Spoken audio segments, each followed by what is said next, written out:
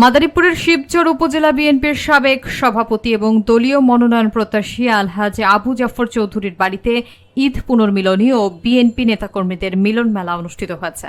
বিস্তারিত থাকছে রাকিবুল হাসান রকি এর প্রতিবেদনে।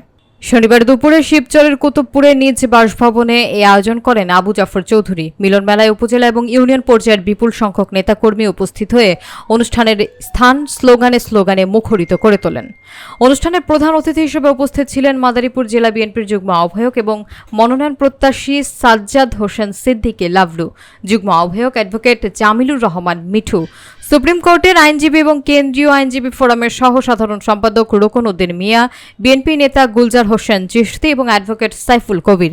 এছাড়া জেলা বিএনপির সদস্য এবং মনোনয়ন প্রত্যাশী নাদিরা মিঠু চৌধুরী, উপজেলা বিএনপির ভারপ্রাপ্ত সভাপতি ইয়াজ্জেম হোসেন রোমান, নেতা সাখাওয়াত হোসেন নান্নু, যুবদলের সাবেক সভাপতি বাকাউল করিম খান এবং পৌর বিএনপির সাবেক সভাপতি শাহাদাত হোসেন শফিক সহ দলটির অঙ্গ এবং সহযোগী সংগঠনের বহু নেতাকর্মী মিলন মেলায় অংশ নেন।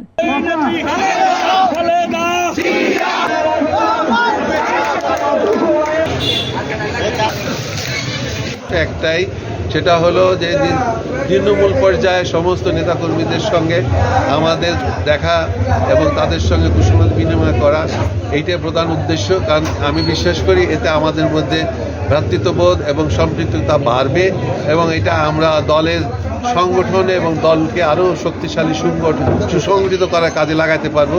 আমি যেহেতু 40 বছর ধরে আমি দলের সঙ্গে সম্পৃক্ত আছি এবং আমি গঠনমূলক এবং সাংগঠনিক রাজনীতি করতে পছন্দ করি, বিধায় আমি আশাবাদী যে আগামীতে নির্বাচন যে নমিনেশন দিবে সেই নমিনেশনে আমি প্রত্যাশিত বটে এবং আমি আশা করি আমি পাবো ইনশাআল্লাহ।